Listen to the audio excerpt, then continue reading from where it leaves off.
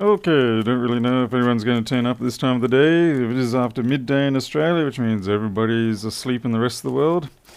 But let's get into these eBay under $100 specials that I picked up on auction. I don't know what I've got myself into here. Might be a win, probably going to be a lose, but yeah, we'll see. Alright. Enrique Station. What have we got? Congratulations, you're the biggest loser with eBay. Yeah, I think I might stick the second one elsewhere. Hey Chuck, Cryj. Yeah. I think this person must have been a smoker. Can smell it coming off.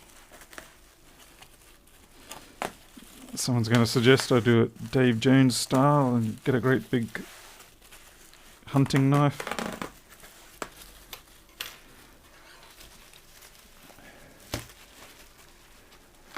Hey Greg, why is it most sellers on eBay of laptop batteries either have shitty feedback or in the case of US sellers charge 25?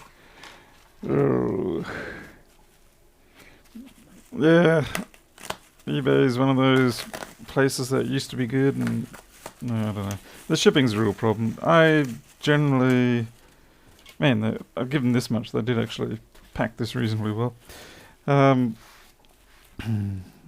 get most of my batteries from one of my suppliers here in Australia, and they're pretty good. They actually do overnight shipping, and it really is overnight shipping through a courier. If you are in Australia, that's Broadway Computers. They're a little more expensive for some things, but overall they're really good. And like I said, yeah, the overnight shipping almost always is overnight. They do it through toll.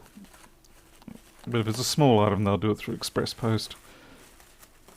Oh, look, we finally start to see the Apple logo.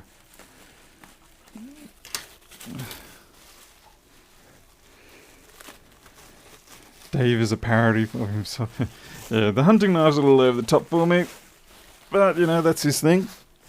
I'd sooner probably go for a X-Acto. Although a proper surgical knife would be neat. I used to have them a fair bit. When I was doing all the model aircraft stuff, you'd always want a bunch of different surgical knives. Alright, well, it's got hailstone dimples on it. Yeah, they're not going to show up. Yeah, you can just see them there. This one's been for a bit of a ride. We've actually got screws in it. Someone has glued the that plastic thing. What the heck? The clutch. Someone's glued it with super glue. So that could be a bit ominous. Might mean that we've had surgery on the screen. Hey Lamb, a bit late. It's waiting on a response from a local person, MacBook Air and a Pro for $80. Is that well, US or Australian? That's not too bad. So from what I remember of these auctions, they're basically listed as no power, and there wasn't really a lot of other information about it.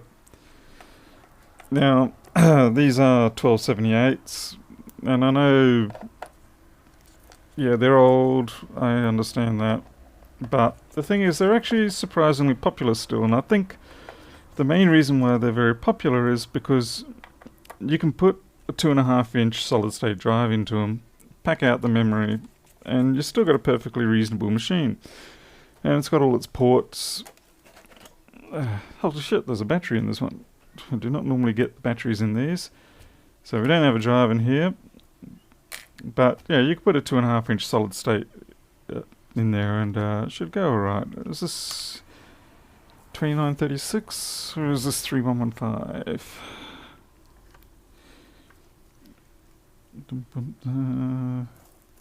It's probably easy to pick identifier physically, but I don't know what it is. Like on the MacBook Airs, the 165 and the 3437 are easily distinguished because the 165's got the shorter J-tag looking thing. Okay, we've got problem corrosion there. Probably shouldn't be unclipping these. Oh, here we go. It's a 2936. Alright.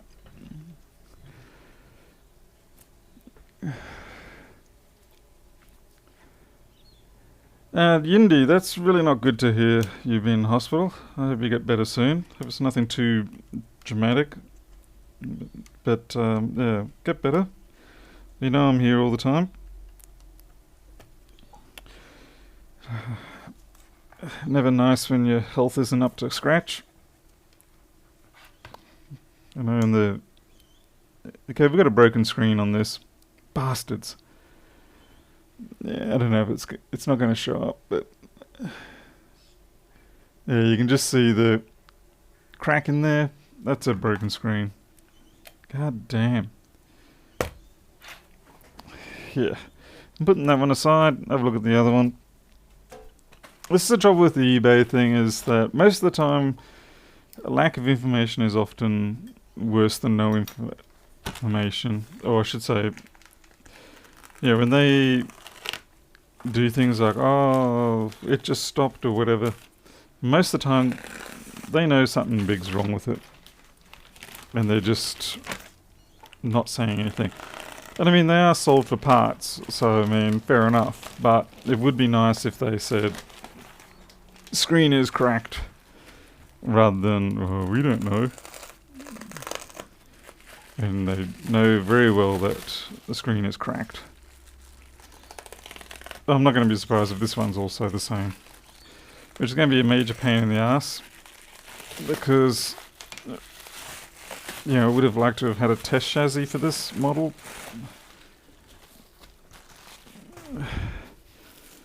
And it basically throws out the whole profitability of the repair. Like, if you've got a decent screen, you know, a decent chassis, then you can repair the motherboard most times. Put the, I mean, what, solid state drives are like $38 Australian now. So cheap as.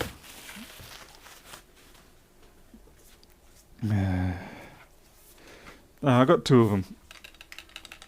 Oh, this one's got a rattle toy in it. Far out, what the hell.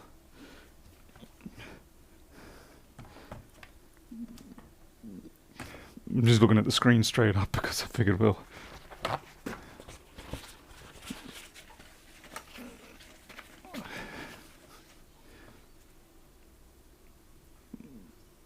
I can't see any of the ink bleed on this one, so we might actually have a right screen.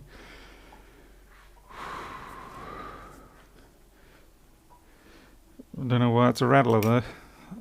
This one's definitely got water damage.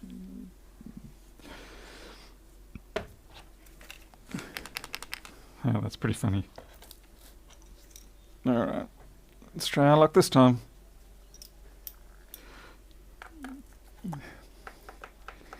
Hey, Defbomb, ain't Q's here. Bubble wrap to keep the bugs safe. Yeah, you got to make sure that they're safely transported so you can infest your workshop with a whole new set of bugs. I think the worst I ever had was a set of German roaches. I'm not sure why they call them German roaches, but yeah, it was a customer's laptop and it wasn't working so well. And I opened it up and it was just infested with these live roaches, and I later found out that they were, or at least I'm fairly sure they were German roaches. They're all different sizes and shapes, but they seem to always stick together.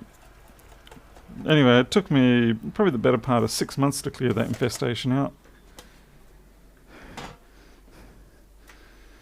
Okay, oh, I think the rattling was just the cable here. Again, we've got a battery. It's weird though, they've left it plugged in. I suppose they had to get it to fit. And this is an old one. This is a 82023 or something like that. I had one of these in the other month and I had to replace the connector. And that's how I know it's the older one, but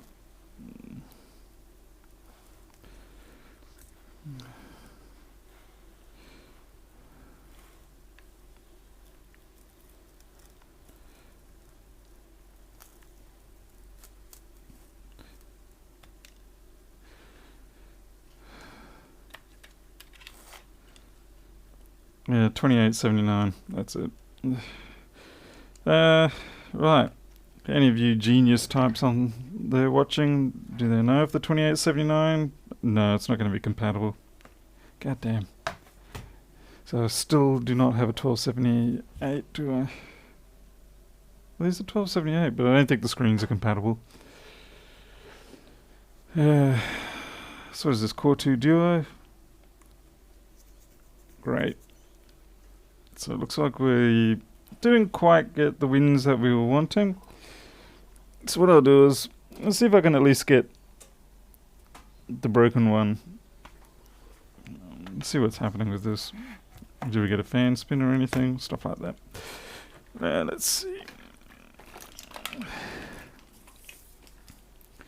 And then I'll just have to keep on the hunt for more of the 1278s. Try and get... It's interesting there's 2009, that other one. I'm pretty sure they listed it as a 2010 or 2011. No power. Nothing. It helps if you turn it on, Paul.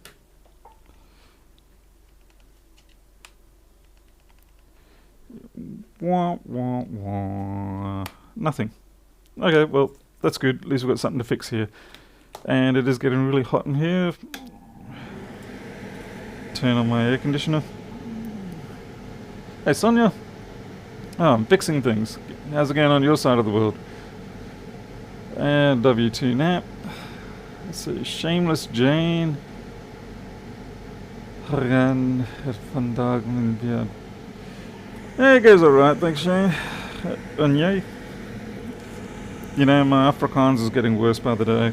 I mean, it's only been 20 years since I got back. So 20 years is a long time to forget it.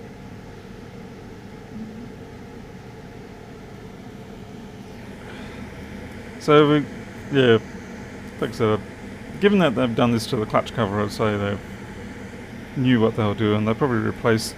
This probably had a good screen and they swapped it with another one. Alright, let's get that battery disconnected and let's see if we can have any luck getting this to fan spin. Let's get everything disconnected. Or do these ones have to be explicitly... Oh no, we've got to... We should at least get green light, even if we don't get a fan spin.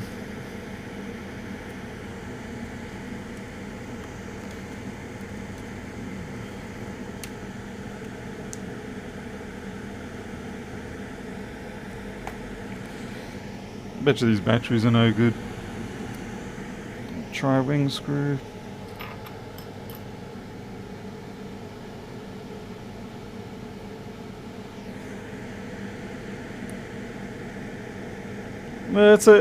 It's a nice language to learn if you want to cuss people out.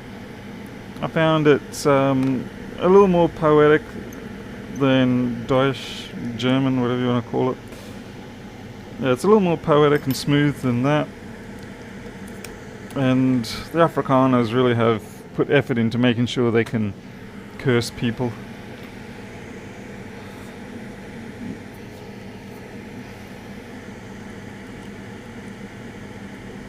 I may as well just take this out.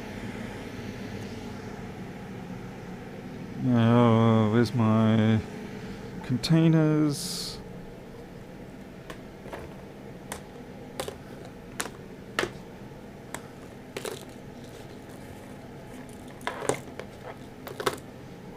Alright.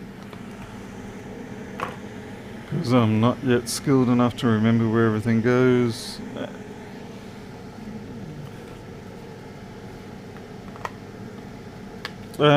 The lamb, yeah, it should be here. I pretty much never take down my streams. Pretty much. Unless I've done something really terrible. It's T6 on these.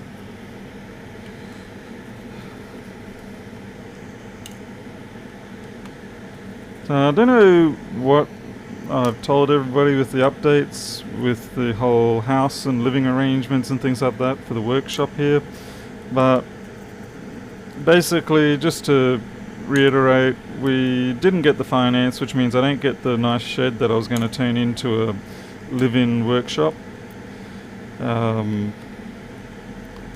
the bank just really wasn't keen on giving money to me for a what was not classified as a dwelling. So now what I'm doing is we're going to move up to the top half of this property. I mean, the property is only half an acre. So we're going to move up to the top half of that, so the top quarter. I'm going to have to put in about 100 meters of cat fencing, and what else I got to do? I got to build out a patio room, and basically turn the open patio into a little reception office. And what else? Oh yeah, I've got to install a couple of air conditioners. Well, I obviously won't be doing that. I'll pay someone to do that. So all up, it's probably going to cost around about 10 to 12,000, I think, Australian dollars to get all this done, just so that we can sit here for another couple of years with some level of comfort. It won't be that great, I can tell you that now, but it will be better than being out on the street. And during that time, we'll just have to... That's not going to want to come out. During that time, we'll just have to save again more, so we can get up to probably something closer to 30% bank deposit. Because, yeah, as a sole trader, the banks, they're really not keen on you, which I understand. But then also in the current market, with Australian banks getting grilled in the Royal Commission, which basically means all the people are now going to pay more money for everything after the Royal Commission's over. And yeah, so the banks aren't giving out loans very easily at the moment. So it was really just bad timing, amongst other things. Have I got something still attached here, or is this just... Oh yeah, of course, idiot. So yeah, that's all blown now. Just have to cough up the extra money, sit in for a bit, and then hopefully when we save up, we'll be able to have another shot at the market. But I'm hoping at the end of, say, 12 to 24 months, the market should be so beaten up that we might be able to get something even cheaper. Alright, now I hate doing this bit, getting this microphone out, because I've said it plenty of times before. I don't know if there's a proper way to do it. That's the only way I've worked out to do it. Okay, Shazzy out of here.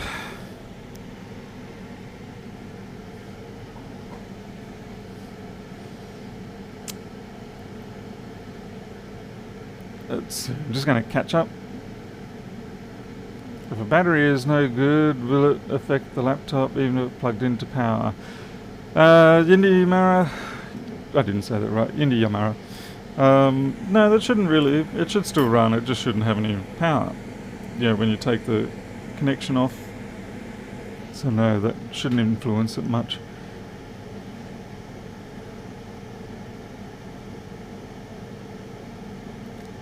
Mr. Bailey, no, it's not a problem about the address. Yeah, I was aware of that. People already know because it is my business address. But thank you for, thank you for noticing that. I thought someone was going to. Why don't you get a 2-bedroom donga? Because we've got enough rooms. So long as I make a... If I was going to get a donga, what I'd actually do is get a donga for my workshop. Like move this whole thing into a donga. I've seen a couple around, sort of like, I think about 12 metre by 4 metre ones with, oh man, I'm dripping out of my gloves. That's disgusting. It's quite humid here today. Yeah, for about 10,000 you can get one of them, but then I'd have to get it put on site and everything cabled into it. So it's probably going to be easier at the moment for me to just work the property that I've got here. Or I should say it's my in-laws' property, but yeah, work on that. And yeah, at the end of it we'll just move on out. Unless you're meaning for like the shed property. The problem there, if that's what you're meaning, I can't talk today, I'm sorry, I'm all choked for some reason. The bank won't give you money in terms of a normal loan to be able to buy something like a transportable home or anything like that, because it's transportable. So they won't give you a fixed asset type loan for land or a house. Essentially, you just have to come up with the cash yourself. So, yeah, I can't get the loan and then also have enough money left over to go get a donga. I really think I'm going to need to get some water.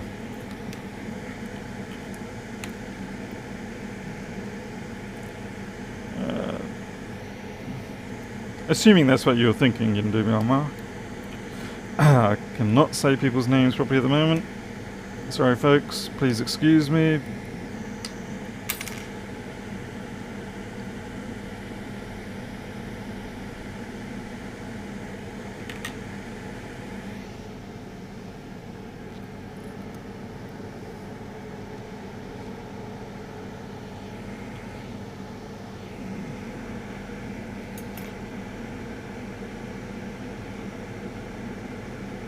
Alright, let's go have a look, see if we can find any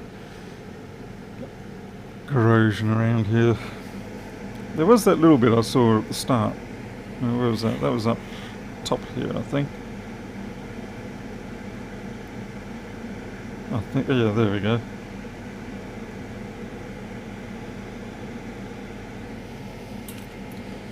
Well, I can tell this board hasn't been worked over because someone else would have otherwise picked out that.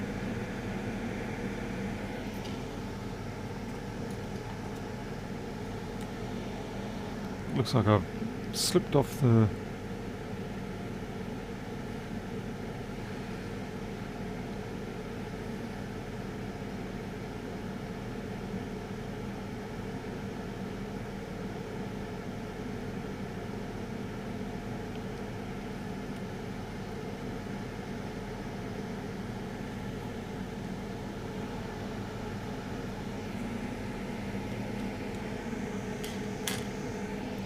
I'm gonna say... Yeah, the bank is... They have a blanket ban at the moment on this area for normal loans. It's because the mining industry downturn, as well as the cattle industry downturn. Oh, this is no good. There we go. Oh, I hope that's not damaged. That chip's no fun. And you're done. Damage. But those shouldn't be affecting... Oh no, yuck. Yeah.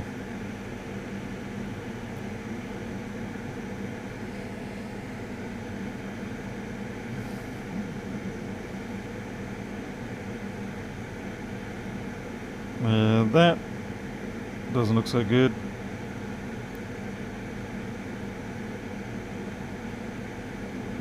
SMC is definitely in strife. There's all corrosion under there. So if nothing else, that's going to have to come off. Okay, I think that's our killer there. Yeah, everything looks a mess. Yay!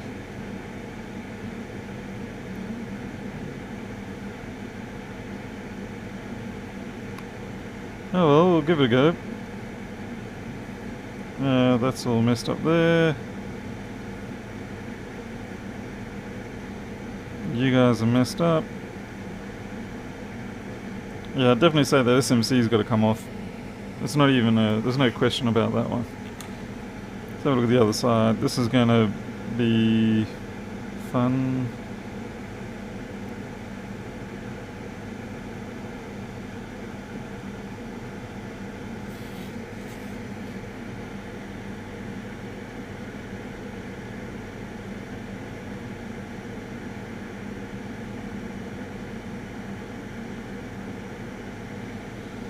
RTC looks okay.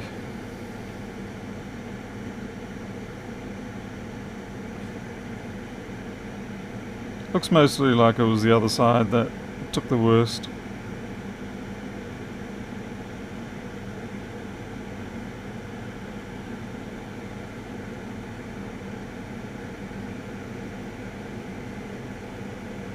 This side looks pretty clean. It's a little bit messy up there, but nothing bad. I'd say, yeah, SMC.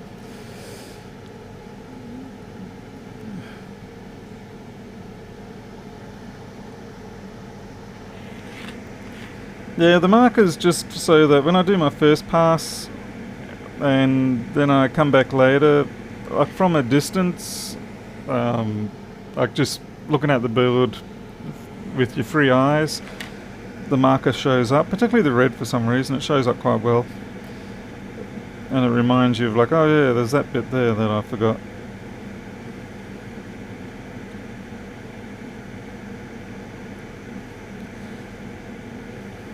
Well, I guess I'll start measuring off some things. Anything get under this foam?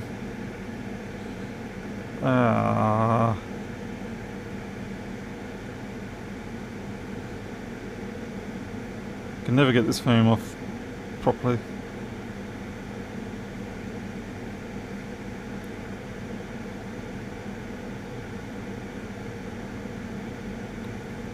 I don't think this one's got the cap under it.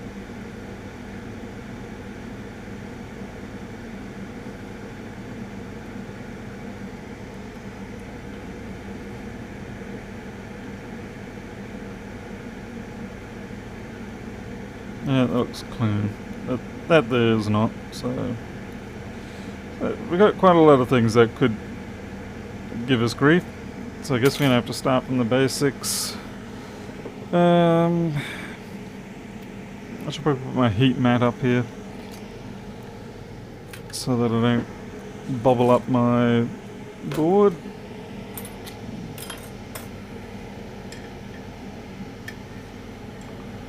Quite annoyed that the screen's broken on this one. I guess I'll just have to go find a few more. Oh, this is disgusting, this one. Yeah, well, I guess I'll just have to wash it.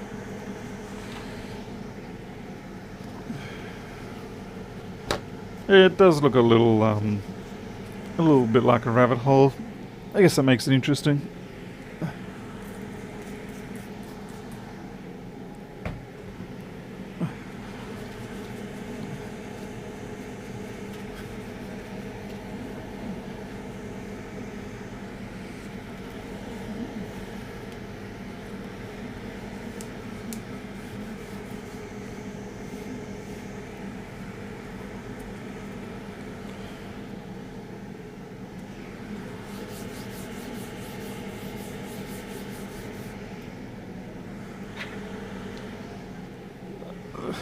I should probably just throw these things in the washing machine.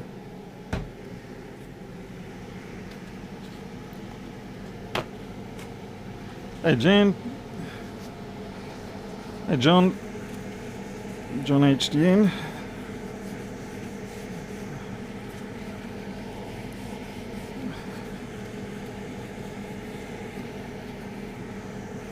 Alright. Now we've got a reasonably clean surface to work from. It's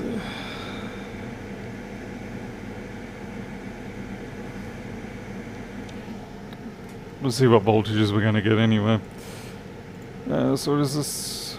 2936? No. Yeah, sure. 2936.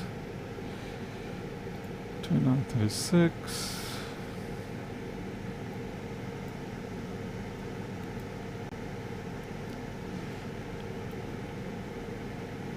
Hey Ben, don't worry Ben, this isn't one of yours. Yours did arrive this morning as well.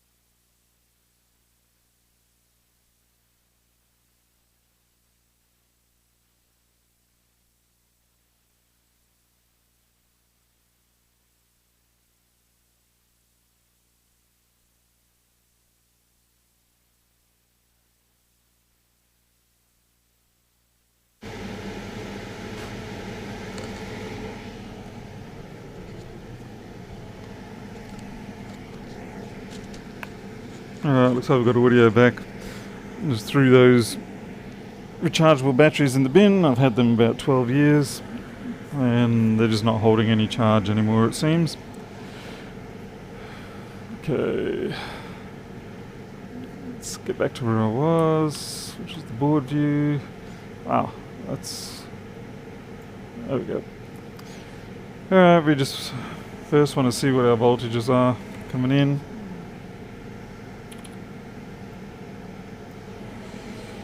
And as you can probably tell, this is actually a prototype version that I'm running here. It's got a whole bunch of fake data in it.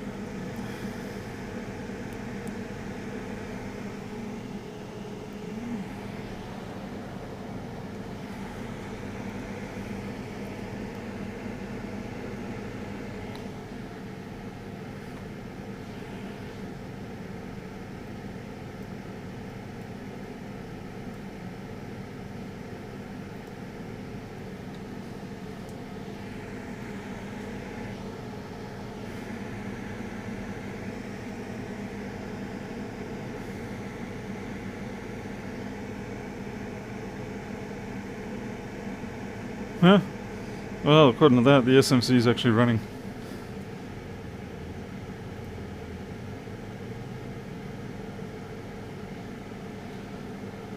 Why is it none of these mics use 18650s? The packs are large enough. They'd be much better powered. Yeah, well, I guess it all depends. I mean, I personally, if I put a pair of these Analoop Blacks in my pack, it will last me several days without any problem. Let's see.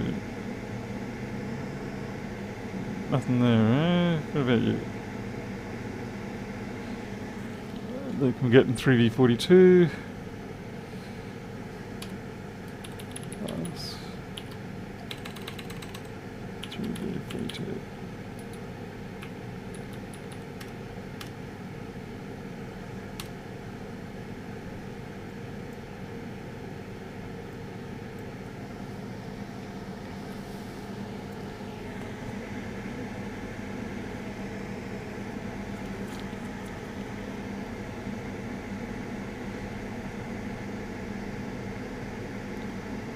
Three v42 is a little on the high side, but it's okay.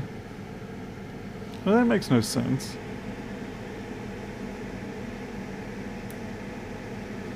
It could be the SMC is still somewhat dead. No green light. Alright, let's check our sys1 wire.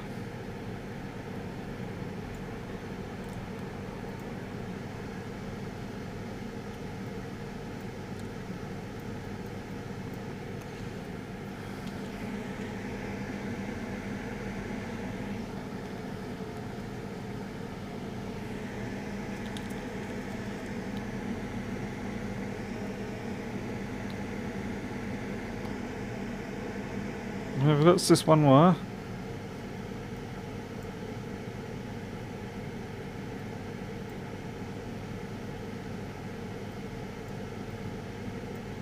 Wait, we've got sys1 wire.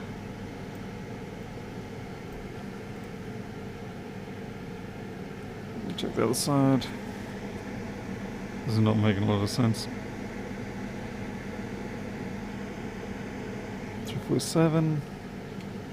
Alright, so we've got sys1 wire, and we've got SMC apparently on. Not sure what's going on there. Let's switch back to... I don't know, I really don't know how Lewis manages to switch back and forth so efficiently.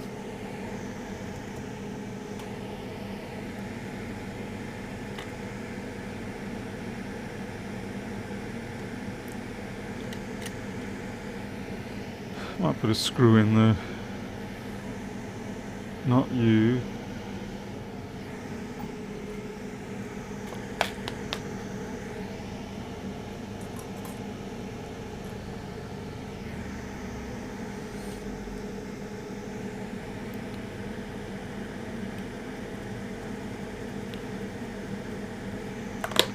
Saves the fan flapping around when I try to do stuff. I'll try to zoom in on the...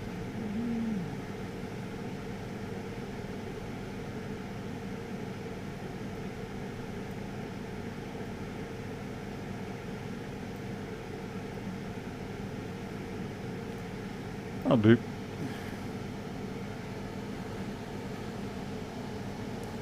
Yeah, I mean, even before he had that box, he was still much better. Let's see.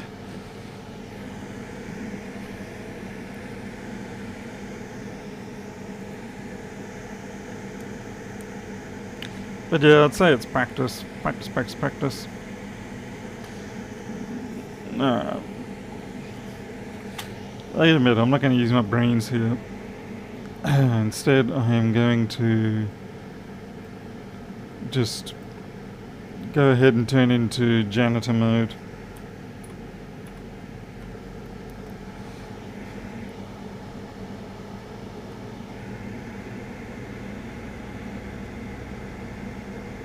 Because there's so much stuff down here that should be cleaned regardless. Now, I mean, look at the corrosion there heading into that SMC. I say we just take the SMC off.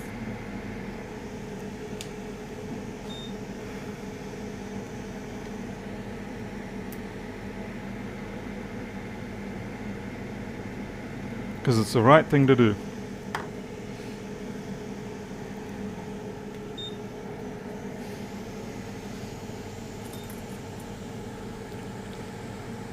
Morning, Jimbush.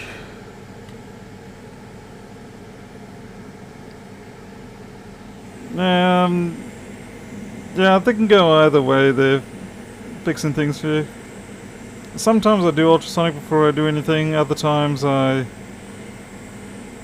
prefer to at least deal with what's going to ultimately still be a problem and then come back to ultrasonicing. I mean, just looking at the corrosion on the SMC, I'm just going to do it anyway.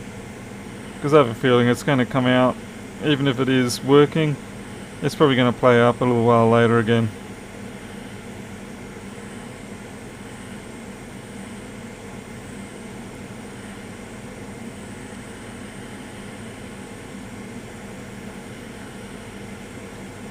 And besides, who doesn't like an SMC?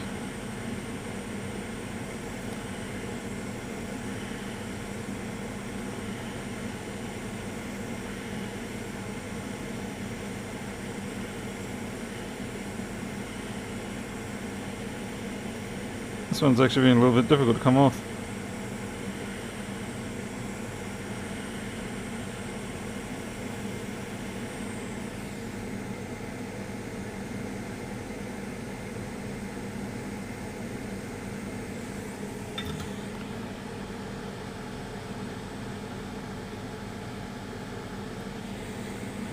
Jim, yeah, I actually have, I've got several scenes set up and I've got them keybound. That's how I'm doing them at the moment.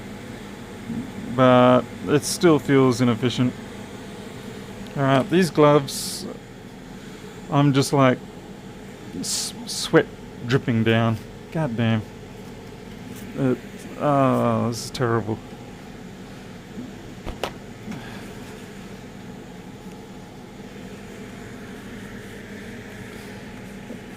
I'm not a fan of this weather. I'm just going to have to go bare hands here, and I'm really not a fan of that either.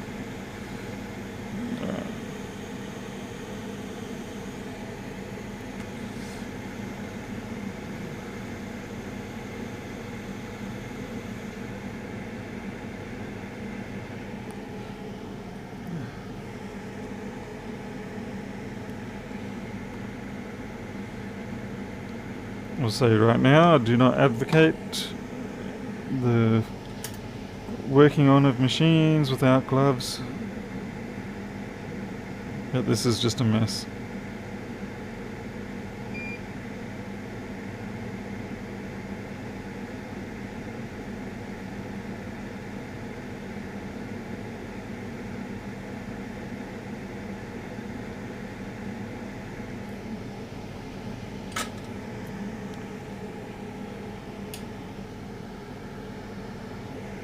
Not a fan of the flux fill. Yeah, when it starts getting on to you, it's really hard to get it off, and yeah, I completely agree.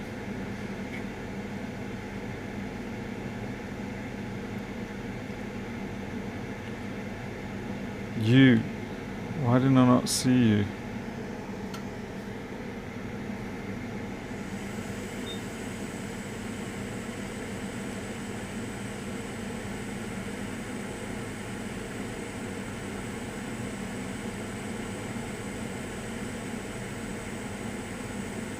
Yeah, you end up being alright anyway. Oh well.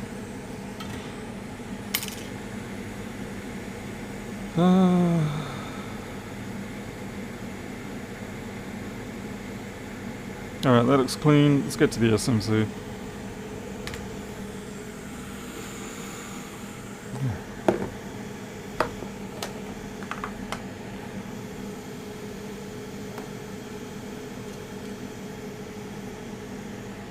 Now, with all my stencils, the SMCs and stuff, I keep them in the container, just with alcohol.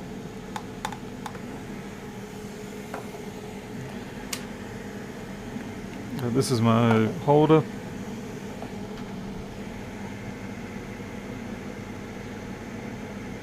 And it just stops that flux build up, which makes it easy when you need to do the job and you're not burdened by having to clean up everything afterwards. Okay, looks like I've got some balls hanging around in there.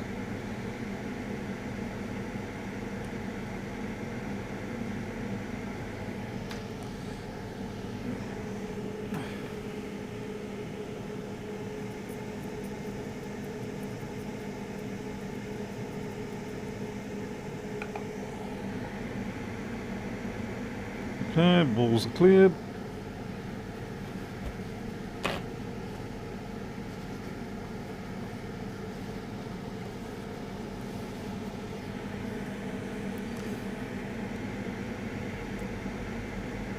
It's funny, I've noticed most people will, with regards to the whole iPhone versus MacBooks and things like that, there's not too many people that will do both willingly, as in choose to. I find we all seem to fall into one camp or the other.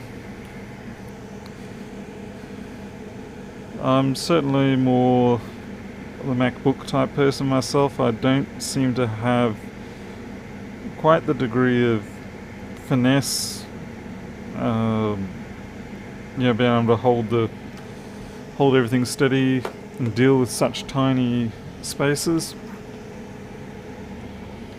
Whereas at least the MacBooks give me a bit more of a clearance. I mean, I'll still work on the iPhone boards, obviously, but it's certainly not my first choice.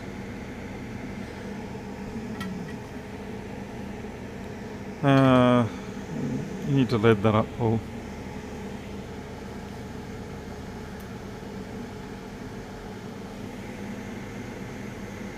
Well, you can always spend $100 on eBay and get a paperweight.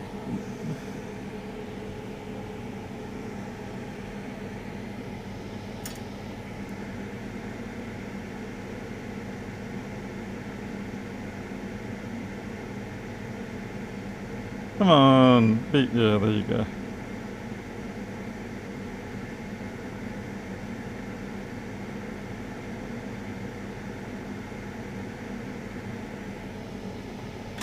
I'm trying out a new thing.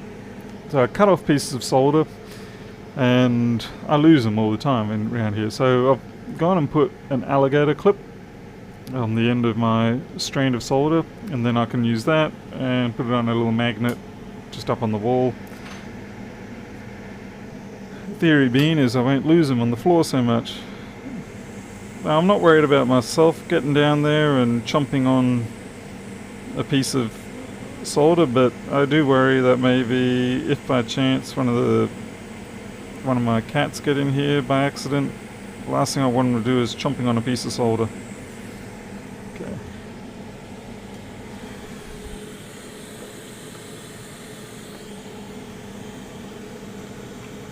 I mean, it's one thing to say, yeah, well, they should never get in there, but it's another. Reality tends to play a different game to that. Yeah, it's nice and clean.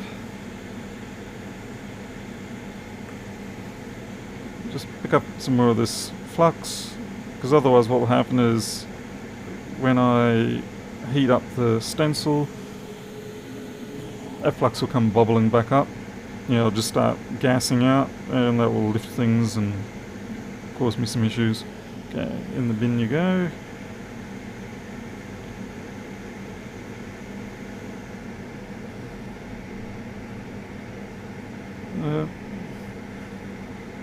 Let's see.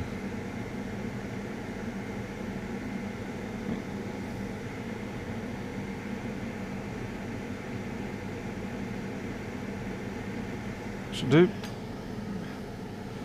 What's the best courier to ship fully built computer from the US to Australia? Oh, crikey. Oh, I do not know the answer to that.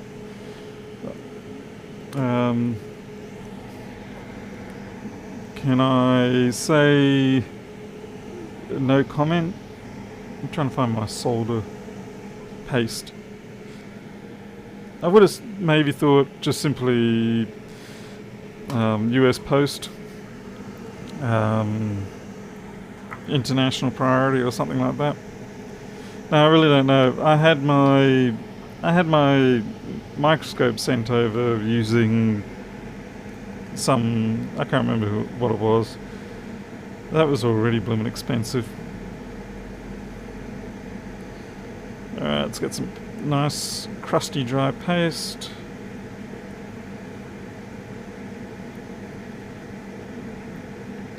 Just trying to blend it up a little bit. Alright.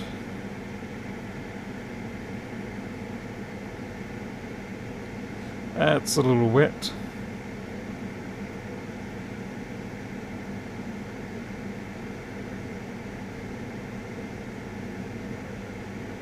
It's actually way too wet.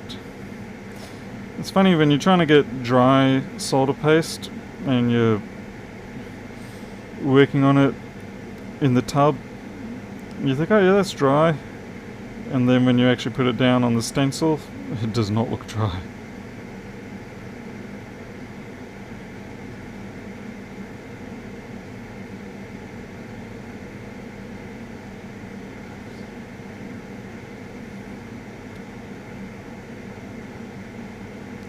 That should suffice.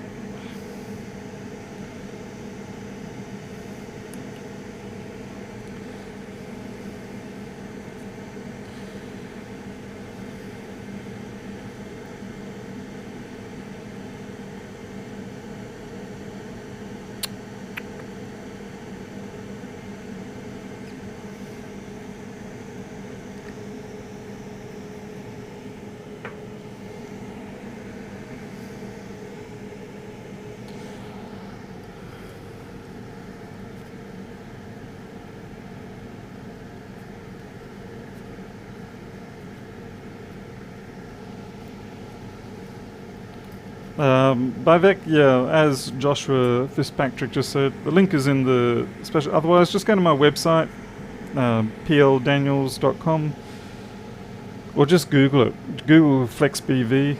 It should be now one of the first links that come up, since I displaced some European company that was also called FlexBV.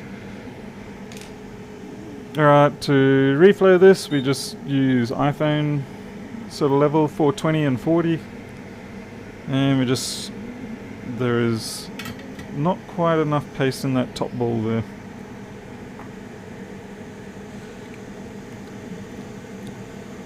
I have been working on an idea where I can apply the sorry, just thinking and talking is not my thing. Where I can apply the paste to the stencil before actually putting it on top of the chip. But the trouble is then you got an alignment issue, because you're like, well, how do I know it's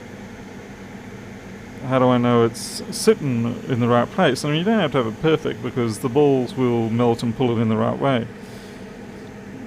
But it just would be easier if you could squeegee the paste into the stencil and then move the stencil over to the top of the chip. You'd need a couple of alignment holes or something like that. I tried it before, and what I did is I knocked out a couple of the corners, and then I was able to see where I was on the chip, and that actually worked quite well. But of course then you've got to go put those extra balls on, and half the time fiddling with balls on these chips tends to cause more drama than not. Yeah, so miss these ones down here too a bit. It's not really my best day here. Oh well.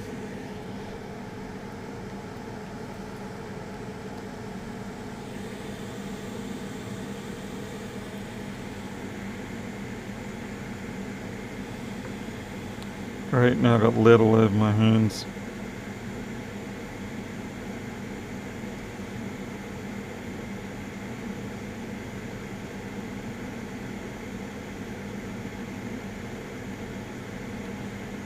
Alright, let's see if we can go that.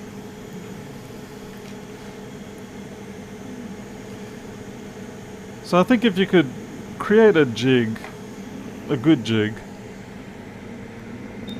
you should be able to do this sort of stenciling very quickly and easily, because if you don't have to worry about keeping things aligned while you squeegee the paste in, then you can do it just in one swipe pretty much.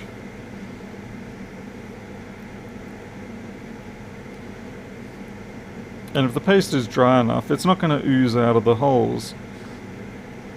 Yeah, it's just going to be like plaster, or not plaster, it's going to be like a clay substance in the stencil.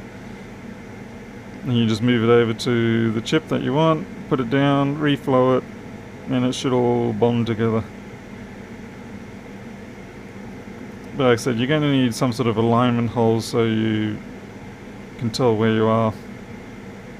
Either that or create one of these sort of holders with sufficiently tight tolerances.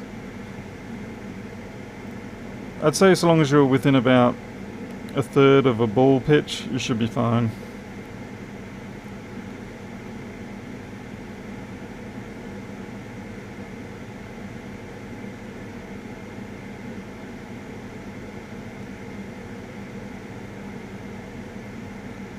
And this paste is just way too wet for what I normally like to do.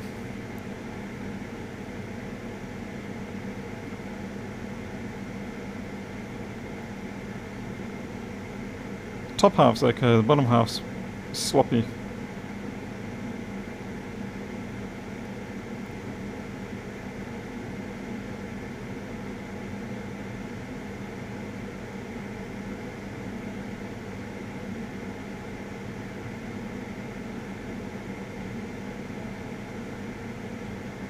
Yep, ball's jumping out already.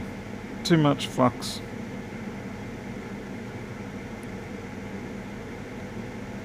I'll let you sit back in. Go on. Go back in. There you go.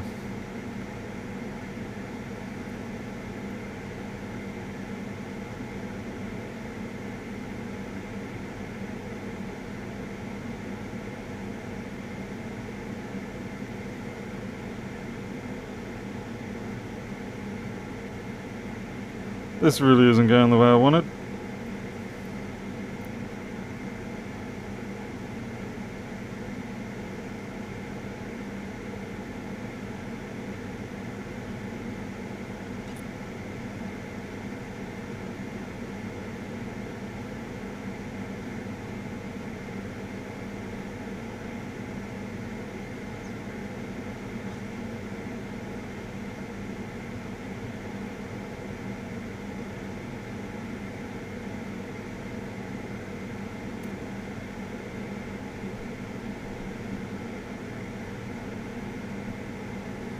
Why are you jumping out?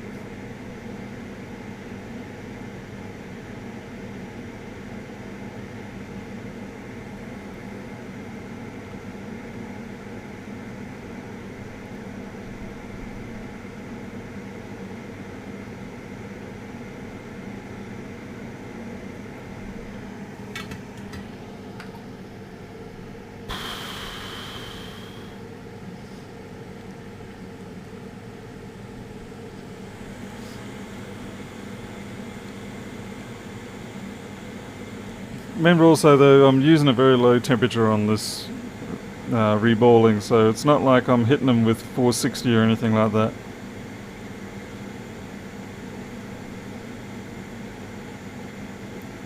Its behaviour is closer to what you'd expect out of a reflow oven. In fact, I'd probably prefer it if I could do it using a reflow oven. I've got one, but I'm not going to set it all up just for one SMC. Come on, up you come. There we go. It looks like we sucked one ball out. That's a bad show, bad show.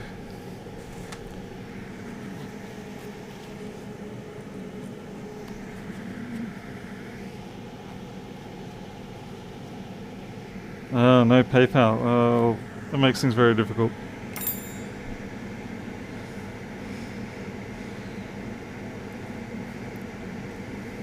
I can do credit cards through the mail, email, but yeah, there are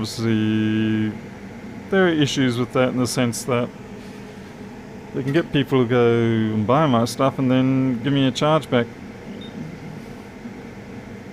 Don't even think of it.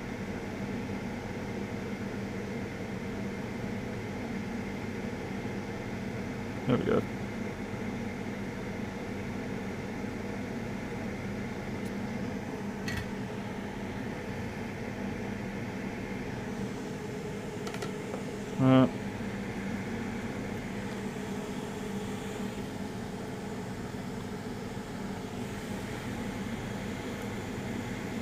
I think the issue that Mr. Bassnet has is that you probably can't access it at all.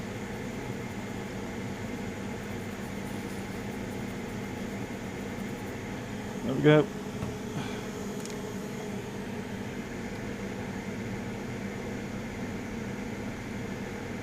Yep, that's good enough SMC now.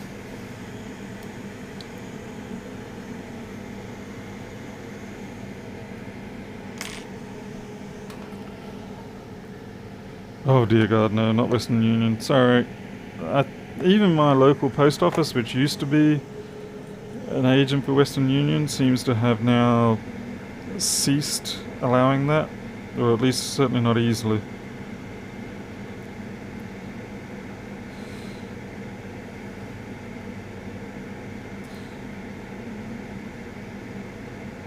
There are so many people that get scammed on Western Union stuff that it's now synonymous to scams.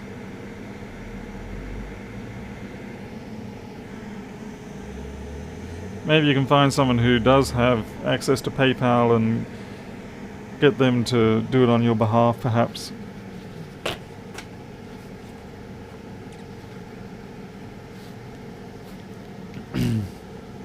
Crypto? No.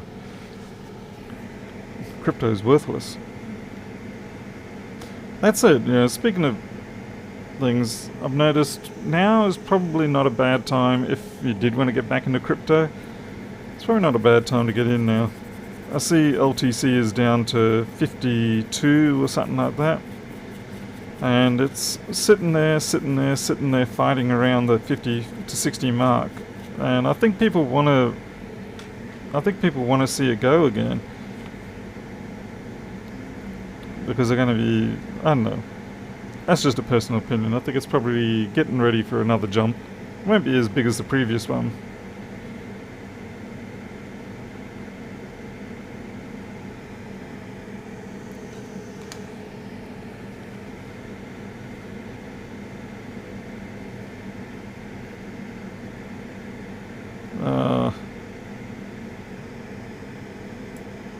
Forgotten my alignment.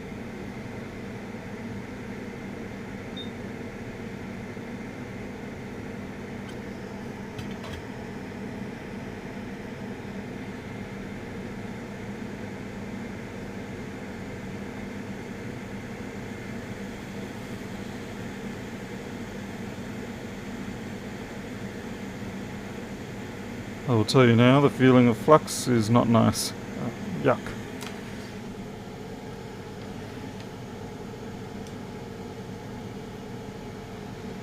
Oh wow, crypto's illegal in your country, that's no good. What country are you in? Looks like I need to come forward a little bit on that. Just a teensy tiny.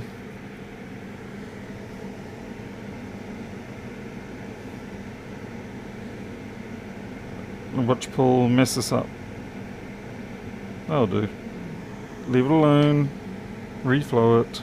It'll be fine.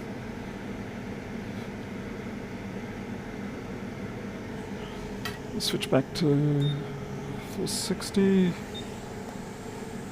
Between Nepal. Oh, okay. Oh, shame. I heard about the Everest storm taking out quite a few people.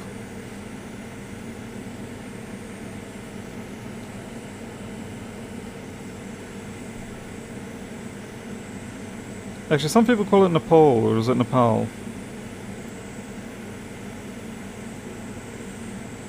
But yeah, I know the place.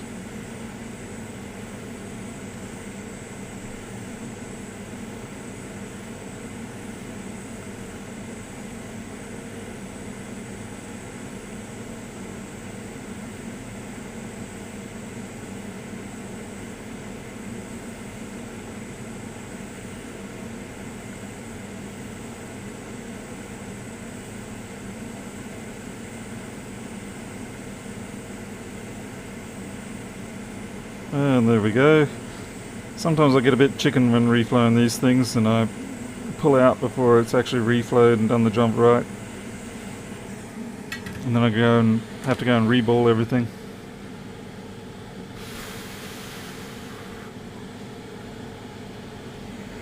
Yeah, Rodrigo, I used to do that for some parts, but it's okay. Yeah, some people can do it, some can't. I'm one of those that just seems to make a mess of it doing it that way. So for me, I just prefer to stick it down on a bit of flux, then eyeball it through the microscope. But yeah, I've tried it the other way. It works well if you've got pads that are recessed below the conformal coating. Anyway, that looks good. No dramas at all with those balls. I'm not expecting a green light, by the way. Let's see, switch context. There we go.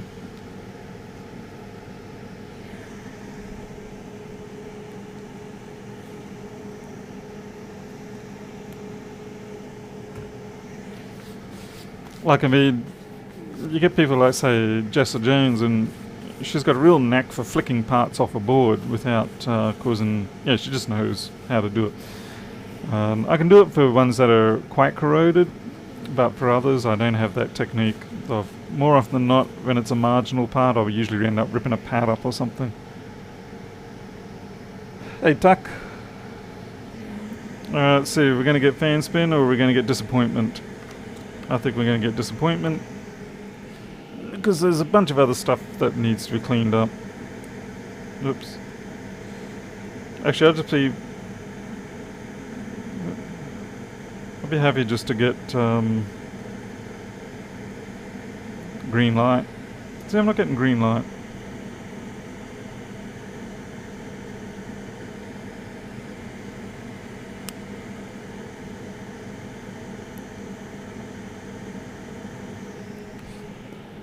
I'll try my fake charger.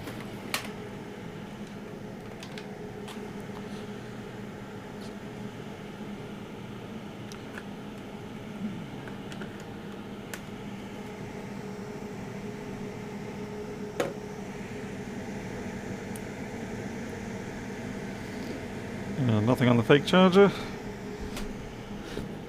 I'll try a different DCM board.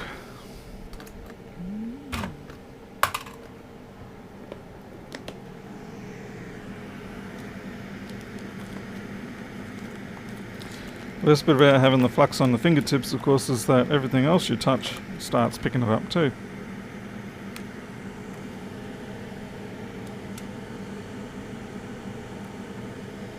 So is this one? You're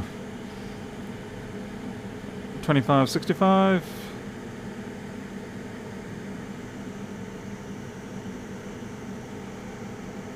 Looks like I've got a couple of 2565s, thankfully. I'm just eliminating this in case it's something really dumb. I mean, I'd hate to waste a whole bunch of time when it was something like a DCM board all along. Like that. DCM board. I actually wasn't a complete moron for too long.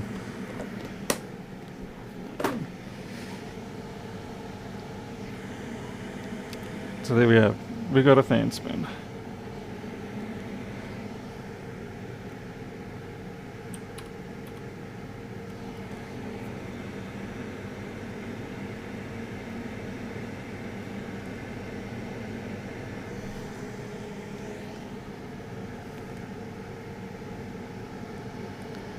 Adam, yeah, it does look scary how much pressure they put on those things, and it's one of those, like I said, it's one of those skills I think that you acquire, and it becomes, oh well, I can see why the DCM board's trucked.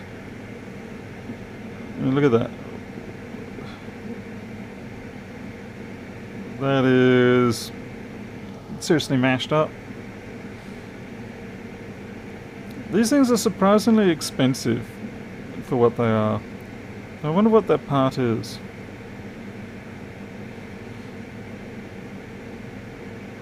Yeah, that's wrecked. So for everything else on that board that was a bit dubious looking, I will go and flux and boil it, and then we'll stick this into the ultrasonic. So at least we've got a working board, or at least it seems to be partially working. I suppose I can plug it into... I might just bag this.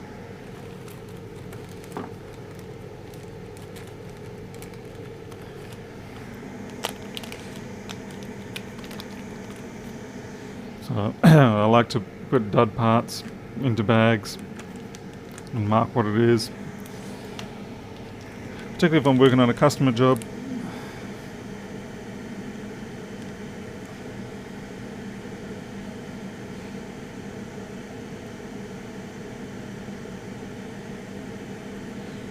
Well, it's a 3-pin device. There's no guarantee it's a transistor. Unless someone's got a schematic for one. And then I can work out what it is. Okay. Alright, so let's go through and just flux up those areas. Just give them a bit of a boil over. Now I'm really actually mad that the screen is broken on this one. Alright, see up here, we've got to deal with that.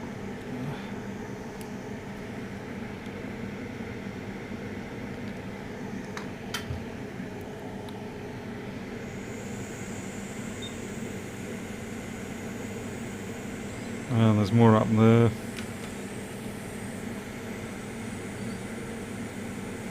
Oops. Try and do two things at once.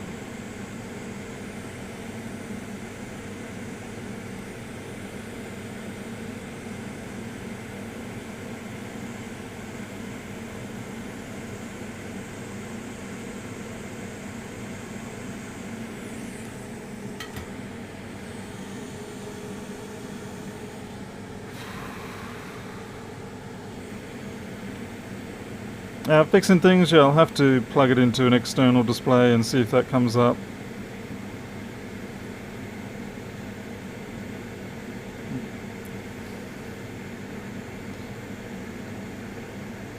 The only displays I've got in terms of Macs around this era, a bunch of 2010 15-inch ones. I don't think they're going to match for this. We're curious if that other screen works. Anyone know if the 2009 will work with this board? See, that needs to actually be cleaned up. This is a 2936, which is obviously compatible with the 3115. but I don't know if it's compatible with anything else.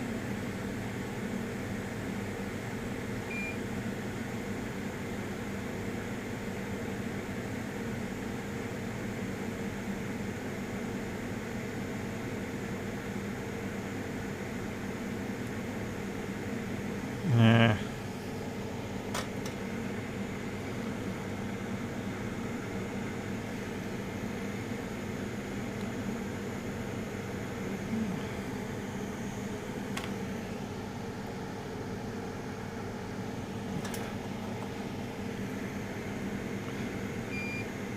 Okay, this pin is gone.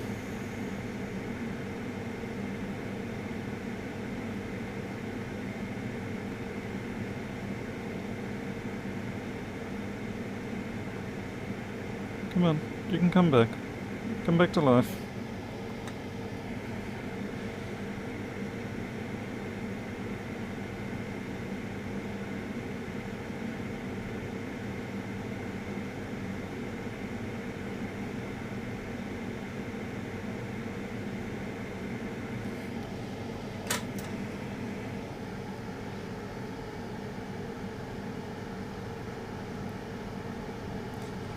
Okay, so Joshua, you're saying the 2009 screen that I've got should work, because they're both 1278 machines.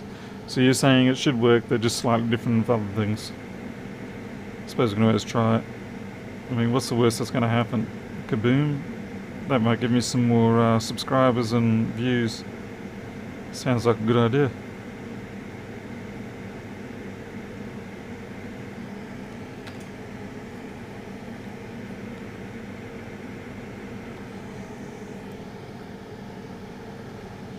Thank you, Joshua. Appreciate that.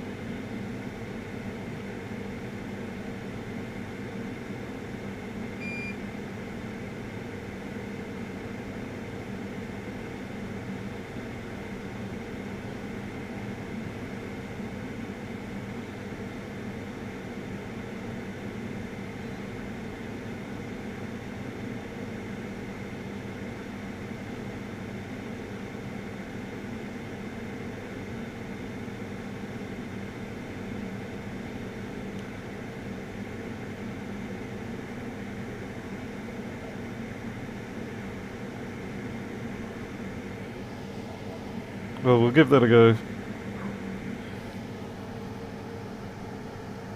No, this is the FX 951. I wish I had a 203, and I can actually get some hot tweezers. Hot tweezers are one of those things that probably you don't end up using a lot on a MacBook Pro or MacBook type work, but definitely in the iPhones, it's something I can absolutely see the use of having it. But on MacBooks, yeah, not so much, because you don't have... I mean, there's the occasional situation, but most of the time you don't have the part density that causes you to not be able to get in there. About the only time that really happens is when you're actually just trying to avoid cooking something, like PCH or the MCP or the CPU.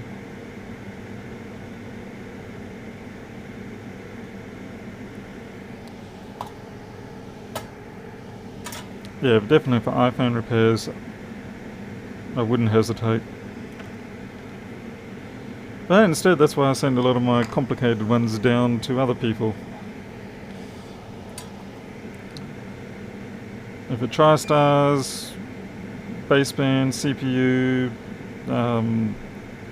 shorts, things like that I'll do here in most cases. But if it gets too complicated, I send it down to A1 Mobiles down in Sydney. He's really good, he's quick, he's well priced. I really can't fault him.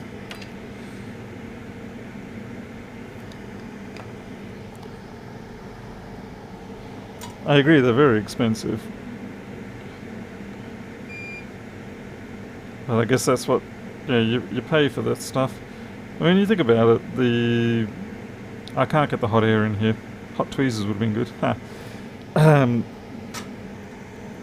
You think about it, we pay $500 for a reasonable microscope. We pay another 200, 300 for our standard soldering iron. We pay 250, 300 for the hot air. I'm really trying hard here not to touch that connector.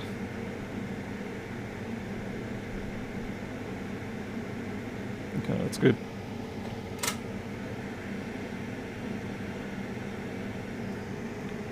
I'm not sure what Hacko's going to do. They're getting into the situation where they're going to find themselves irrelevant in terms of they're just not... They are expensive for what they are now. I mean, the hot air station now is effectively a no-buy. Especially when you got things like the quick out here.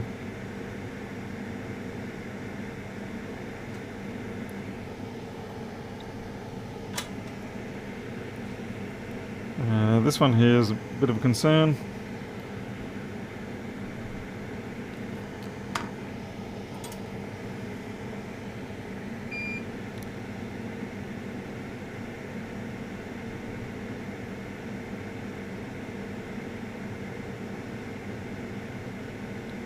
See that one there?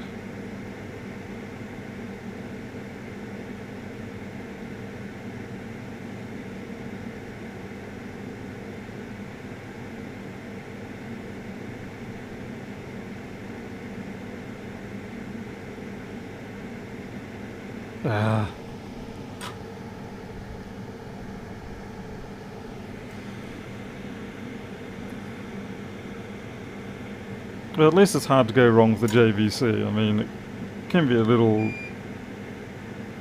I mean, some of the things they offer are amazing. You sort of go, well, what's the point there?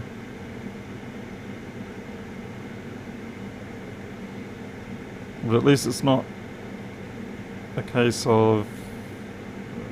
sorry, focusing on this pin.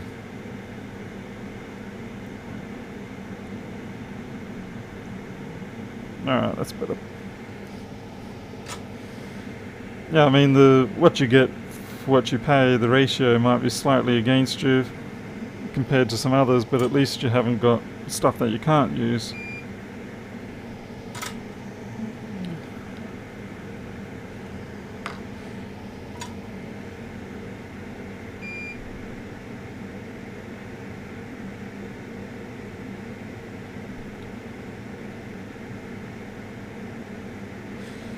So has anyone done a PlayStation 4 HDMI port before on the Slim?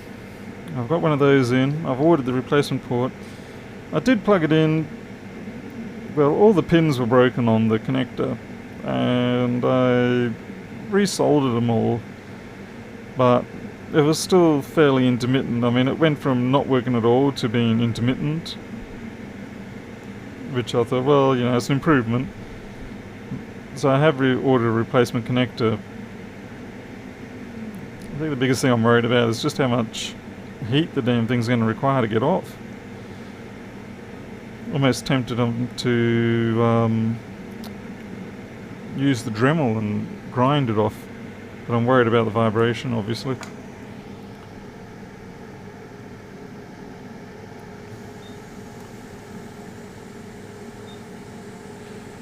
Paul Allen passed away? Yes, it is. Non-Hodgkin's lymphoma, as far as I understand. I mean, that's really got to suck. I mean, the guy's like 65. It's a real shame. I mean, don't get me wrong, I'm not a great fan of Microsoft, but even still.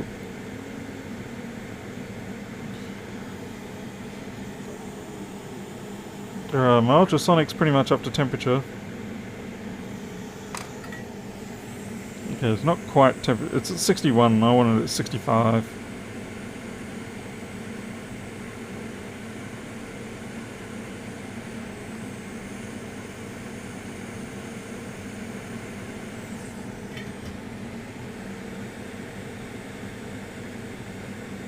Dear God, you need to be done. Get that fan out of there.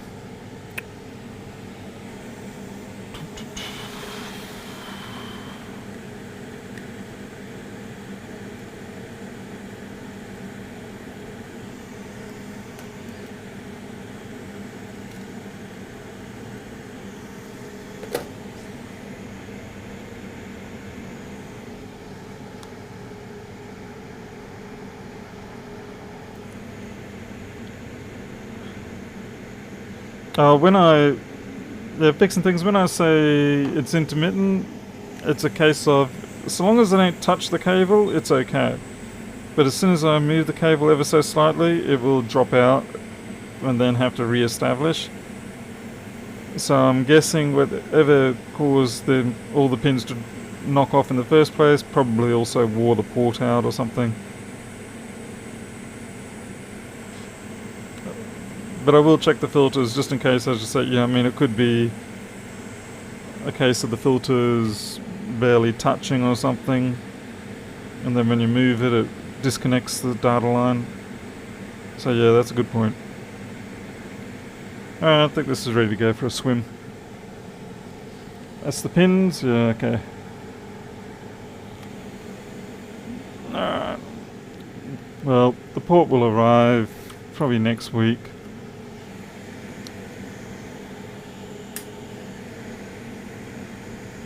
Put this on a piece of paper. Yeah, I've had cables do that too, Sonia. In fact, the one in this computer is not exactly the greatest.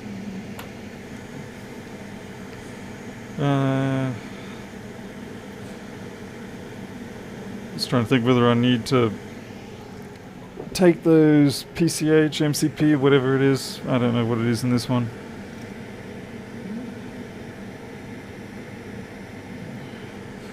See how much of I don't know about these MacBooks. It's like, yeah, someone like Tim or Lewis, what's all this? Like, oh yeah, that's the MCP on that model, or that's the PCH on that model, or whatever. I just sit there and I'm like, I have no idea. I'll stick to just making the software.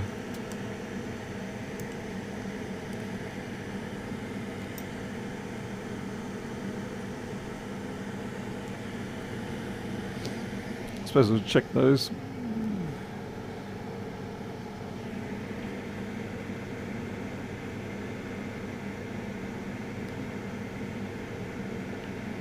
Well, one thing you can tell me fixing things, I paid around about, I think it was $15 or $20 for those connectors. I couldn't see any other pricing around the place, and it had to be the slimline ones. I saw the standard ones were fairly cheap, but the slimline ones were more expensive. Yeah, I think this can go for its walk in the plastic bag floating around. TCRS, yes. Alright. Huh?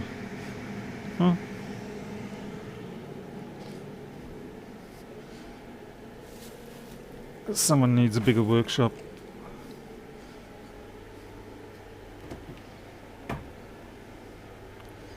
Oh, I really want gloves for this. Do not like handling the rather alkaline, caustic type solutions that are used in ultrasonic cleaners. I mean, acid's bad, but strongly alkaline solutions are actually far worse. When you get acid in your eye, you can wash it out with water.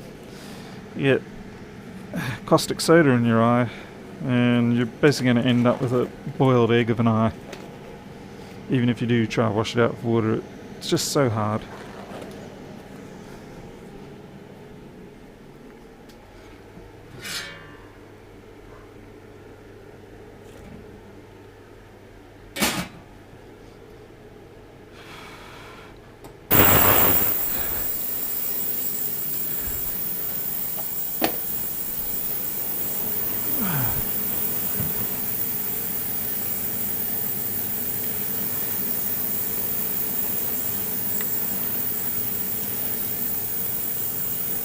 Get this out of the way. Okay. Oh, let's have a look now. 36 here, I'm going to assume that's Fahrenheit. Yeah, it's probably about only 30 today, but the trouble is the humidity is really up. So we've got storms rolling in. So that's why my gloves will sweat out so quickly, is not because of the heat, but because of the humidity.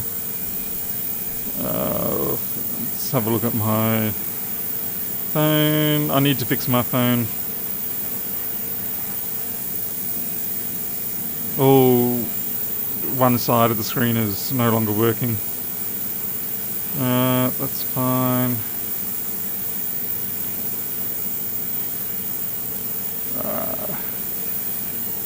5 degrees, that'd be really nice actually. So I mean, most of you guys up there will be now starting to head into your nice autumns. You got Halloween coming up, so it's a good combination with the fall. Down here, it's the start of the horrible, particularly in this area. I mean, don't get me wrong. I mean, cold is very difficult to handle. Like when you get below zero, it's actually life-threatening more than it is. Up here, we'll get the 42, 43 degrees, and that's hard to handle, but you can sort of survive through it. It's a little hard though if you've got to go outside and work in it, then you'll get yourself killed if you're not careful. Oh man, we're only halfway through this, 2 minutes. Alright, what I'm going to do is I've got to go into the other room and check a few things while I wait for this ultrasonic to finish off, and I'll be back. So I'm just going to leave this running and come back in, let's call it 6 minutes, because I've got to flip this over and do the other side.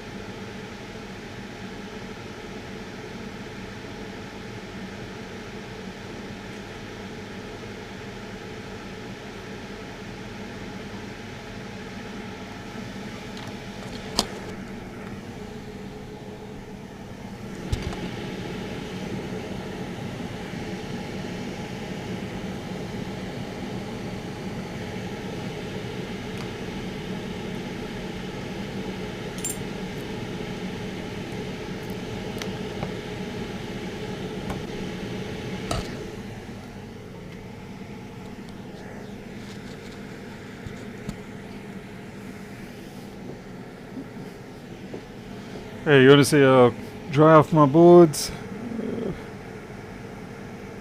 Put them into the fume extractor like that, and the constant air draft pulls all the alcohol off.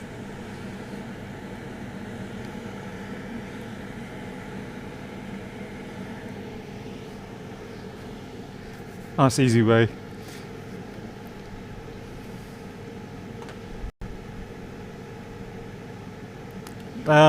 Bassinet at the moment I've only got the only looks like I'll probably be having 3 multimeters at this stage. There's going to be more added. That's the BK390A, the BK393, and the B-side ADM20. For cross portability and things like that, it's easiest for me to stick with meters that have USB serial type interfaces. The Bluetooth ones are a lot harder to deal with. I probably won't be handling those at this point because the cross-platform compatibility of the code is just non-existent. It's just going to be more drama than it's worth for me.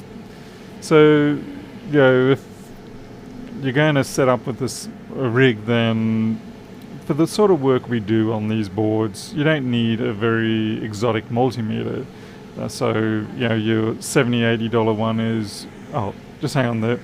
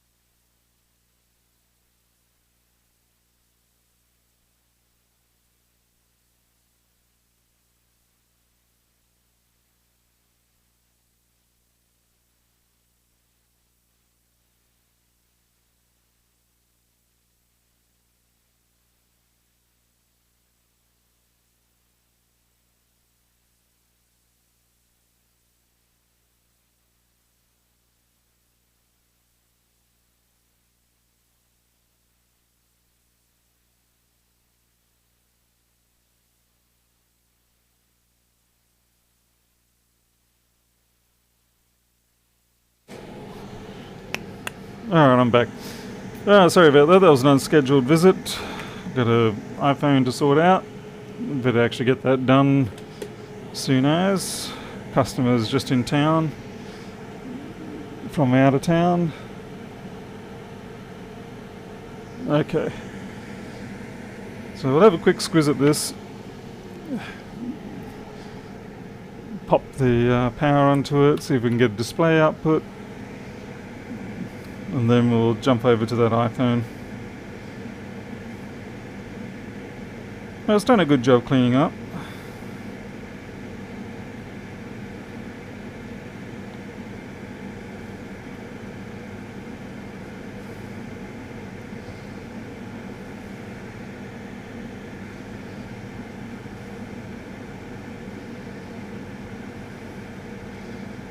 So that's pretty acceptable. Alright.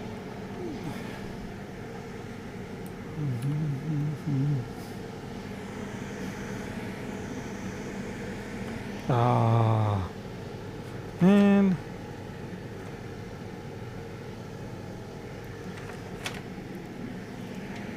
I have to actually bomb the CPU stuff down. Oh yeah.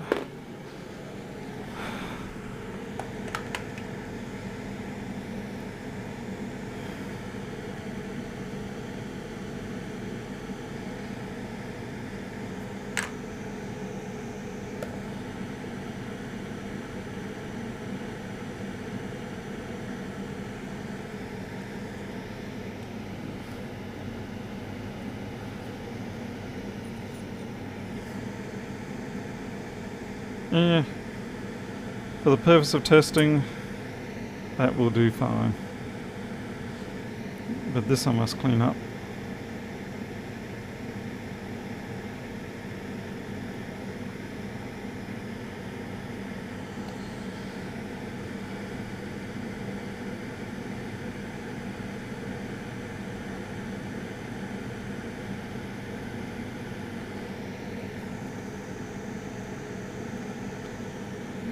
Turn that off.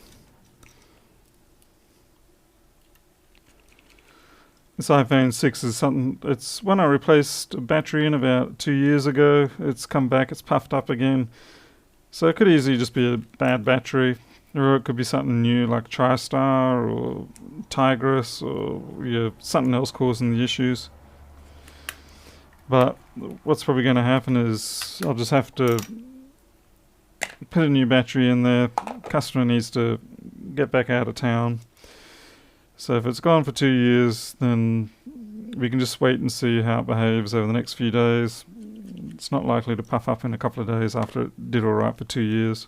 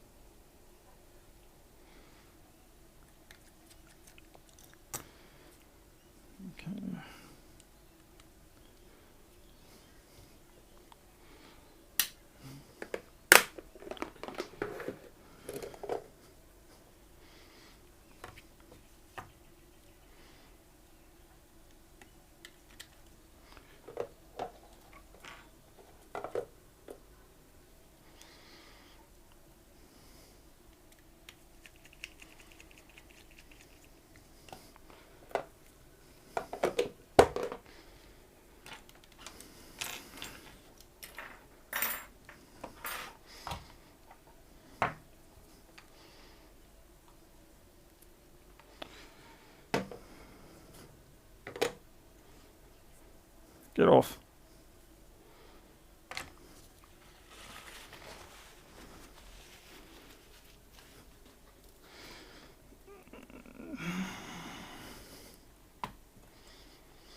Alright, so we're going to take this board's screen.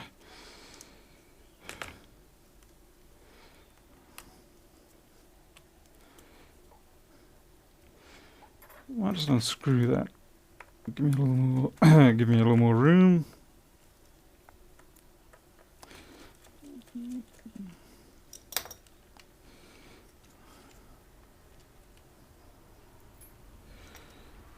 Okay.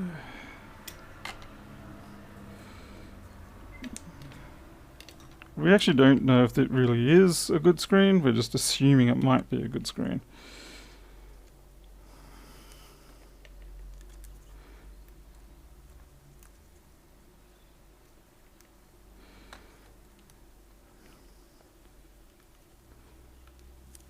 Well, at least the fit's good.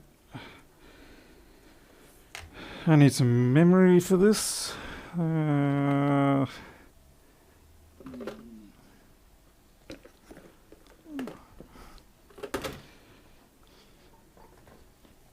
Never easy.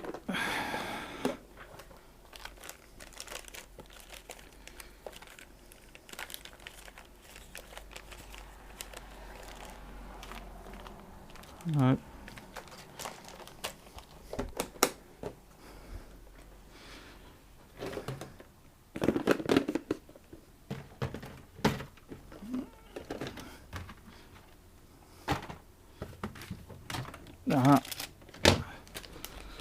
Found my little 1278 stash that I can't seem to open right now because of the gloves.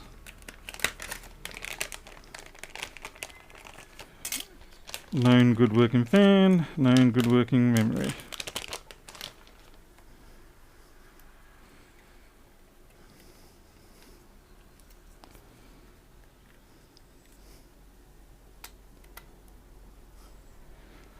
Hey Vladimir, good to see you. Been a while.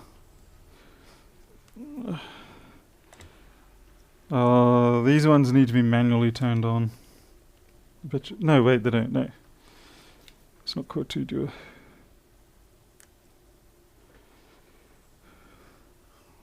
Fan spin.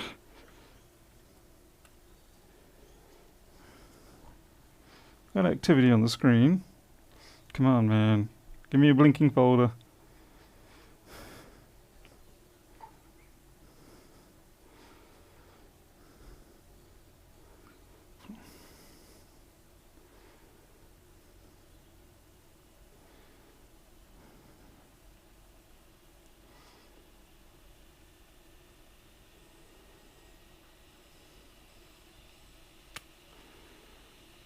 Come on.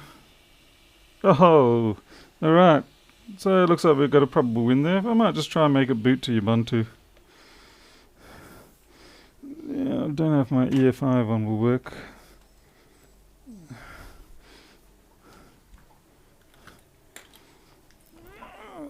So we'll try my standard one.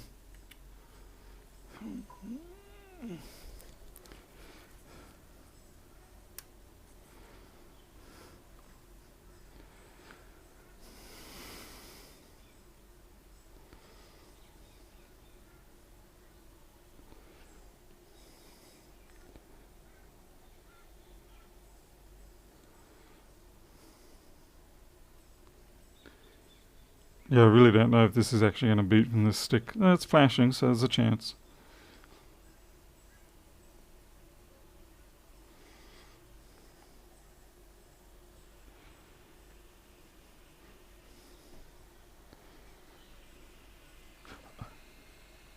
Oh, looks like I'm going to roll again. Okay, I'm just going to let that sit there. I've got a customer.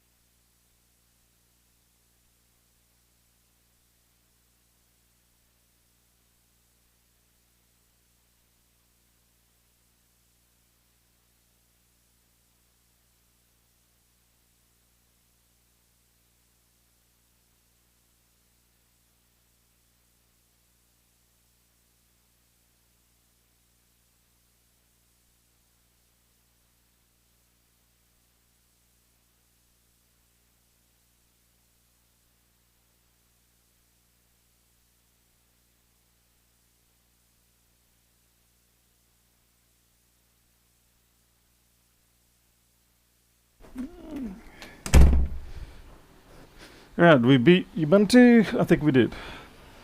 Alright, so I think we've got a working machine there. That's not bad. So we've got one good screen, one good main board.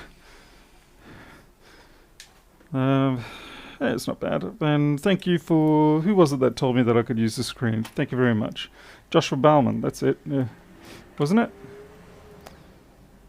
I can't remember. I'm sorry if it was you. Yes, I am not Paul S. I am not in New York. I do not work for Lewis Rossman, though sometimes I wonder. Because when Lewis screams about something like, oh, the stupid software's broken, then I do seem to jump into action a little too quickly, and that's kind of embarrassing, and I should be ashamed of that. I should make him suffer more, but what can I say? I'm trying to ride his coattails of fame and become rich myself. Yes, that's right. Self-serving interests, of course. Alright, let's get this iPhone 6 battery sorted out. Where's my magnetic pads? They're all over here. Okay. This is going to be nice and boring. Let's see. And alright, I've told Lewis that plenty of times. Said I only put up with you, I only talk to you, I'm only got your interest because I was after your fame. I figured with so many people I could hijack without doing the hard work myself. But the joke was on me because I ended up spending months and months and months working on Open Board View. When really I could have just, it would have been easier for me to fly over to New York and buy his kiddies something nice or hang out in front of his store all day. Yeah, it's not that fat, but it is fat. When did I do this? I did this. Alright, well, this did alright, because that's 2016 February. So it actually did do really well. In which case, I deem this as probably just a normal battery replacement.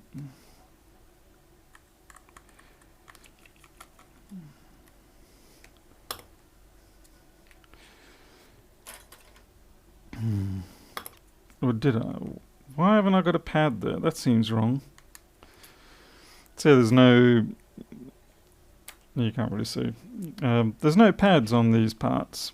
Compression pads, foam pads, whatever you want to call them.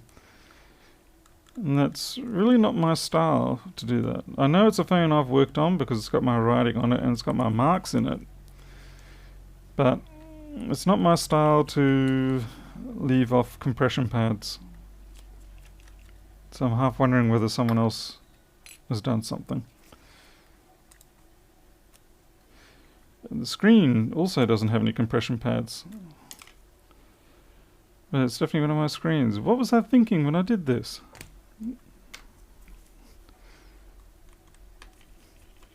Must have been a really bad day or something for me to not put those pads back on.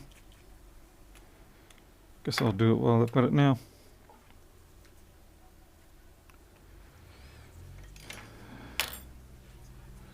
So, time to bring out the hot air gun, the real one.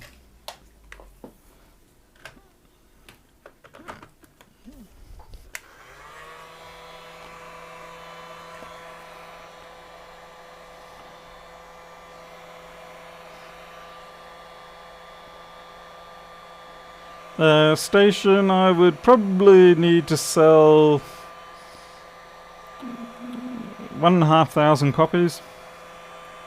Actually, realistically, I could sell 500 copies and then I'd be able to get a loan for a house.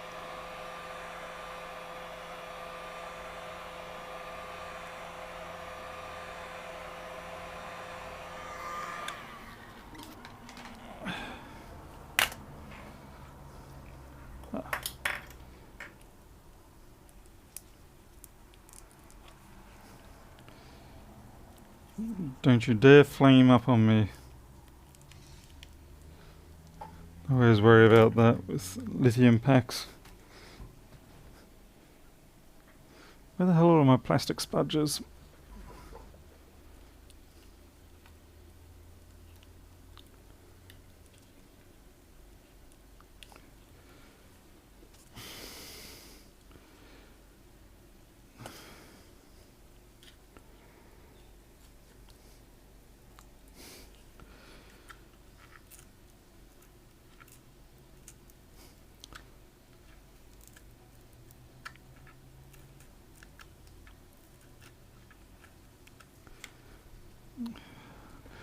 have to alcohol this one.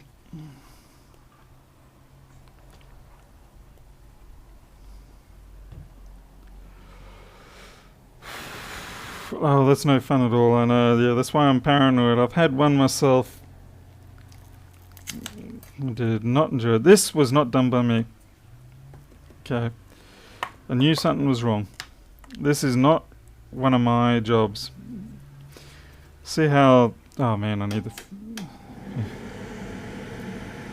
See, they've got this large plastic adhesive patch. That's not my work. I don't do that. And this was actually only a year and a couple of months ago. So yeah, not my work. I knew it seemed wrong.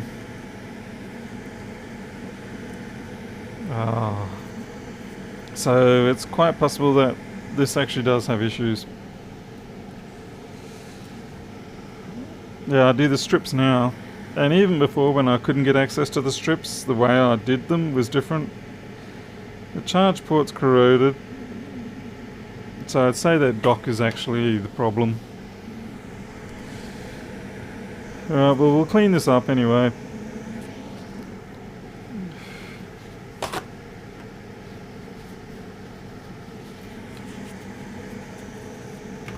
Get the old adhesive off.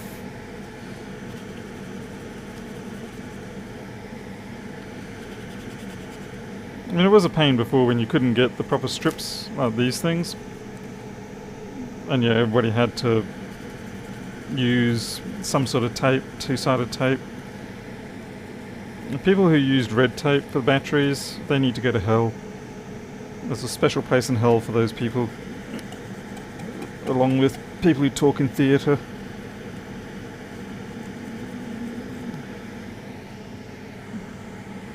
That red tape was never fun to get off.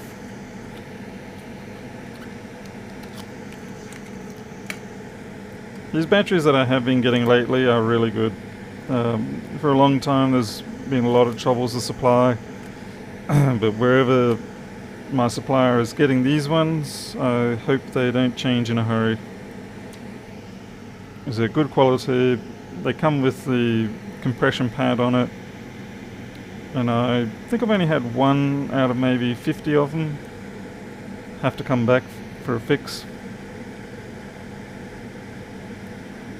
I scratched down the back of these because otherwise when you pull off that pink tape, it often comes up.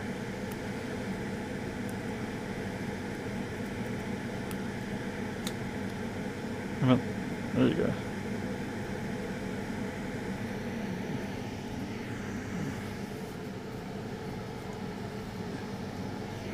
Oh, you got rain, you lucky bastard. It's good that you got rain. Assuming you're not flooding. So I really hope we get some this afternoon I could do with it.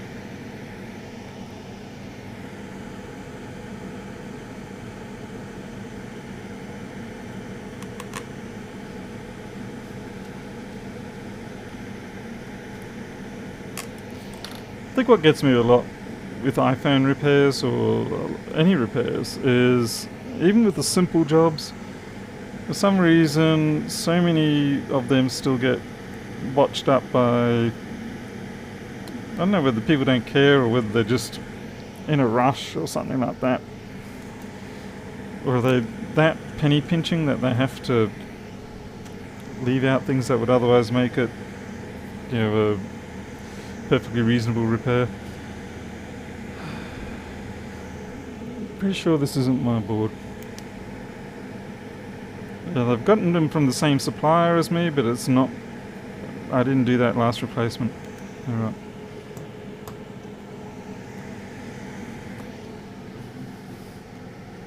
Yeah, we need to refill the aquifer. We're about the same here.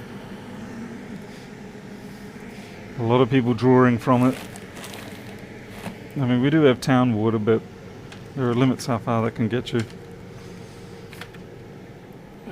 Then of course they're going to start bringing the salt up to the surface, and that's no good. What am I after? Whoops, butt view.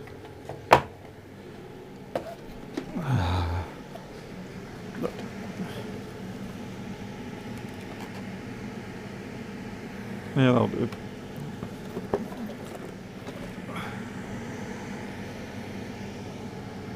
Alright, so what I'm doing here is simply fixing up what the other person didn't fix up. So,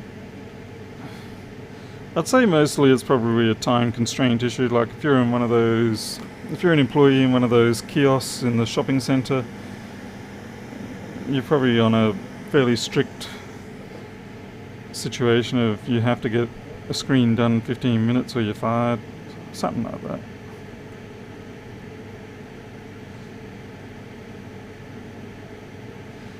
And I love the way that half the time if they do something wrong, they still manage to tell the person to go away. But it's the person's fault that they must have dropped it in the 10 seconds that they've had it. Don't get me wrong, people do that. People do drop things and then expect you to cover them. But I get a lot of jobs here where people said they told me it was my fault, and then I open it up and it's like, nope, they did it wrong.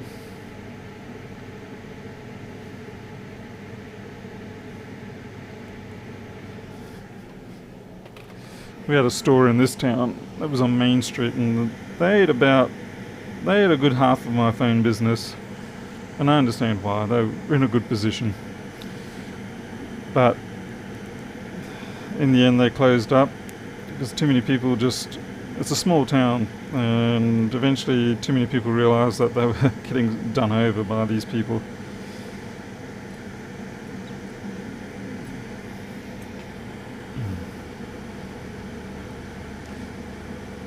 Like if they put a hole in the battery while they're replacing the screen, and they'd say, oh no, that's your fault, you gotta pay extra to get that fixed now. Or if they long screw damage something, oh no, that's your fault, you gotta pay extra.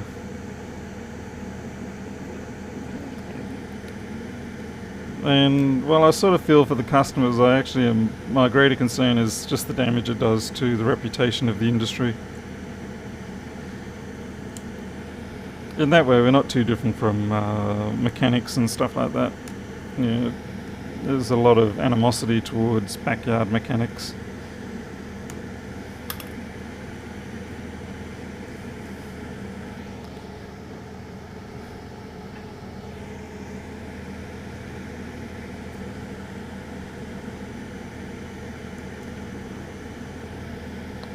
I'll catch up on the chat in a second.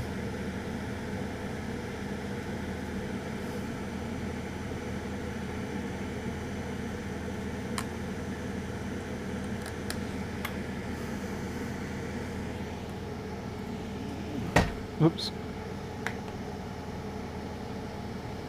Yeah, I used to use the strips of just 3mm or 5mm. Ah, I got a hair on my face.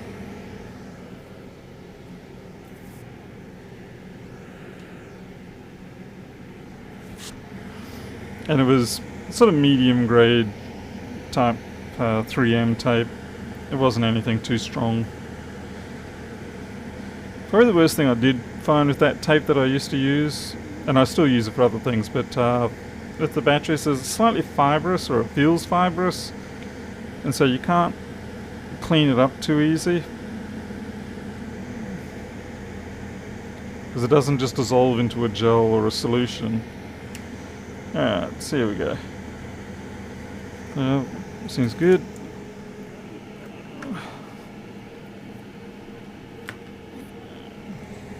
Turn that over so you can't see.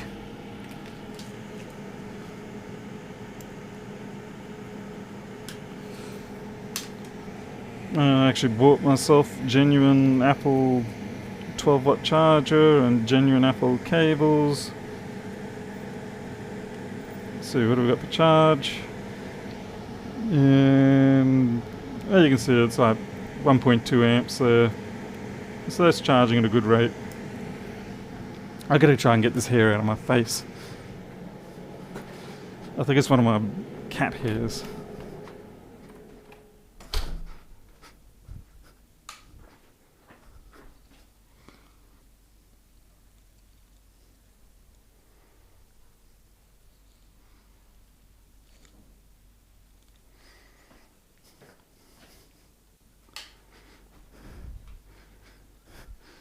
Hey, Micro. You okay? No, you good boy.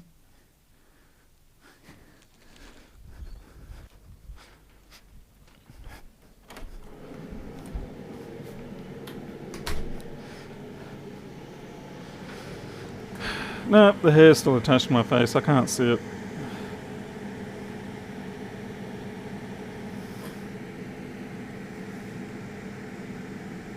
The home button doesn't work.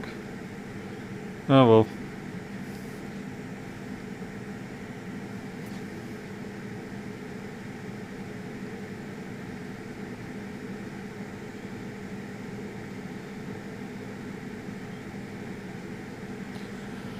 And they obviously know their home button doesn't work because they've got the little assistant there. Nonetheless, I will talk to them about that.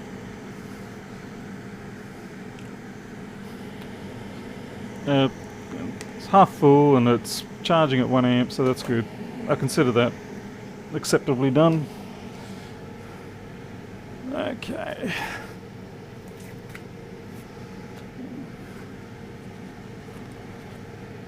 Alright, I think I'm going to finish up for now. So we got the laptop fixed, we got the customer's phone fixed. Not that was really a tough job, that was just the battery.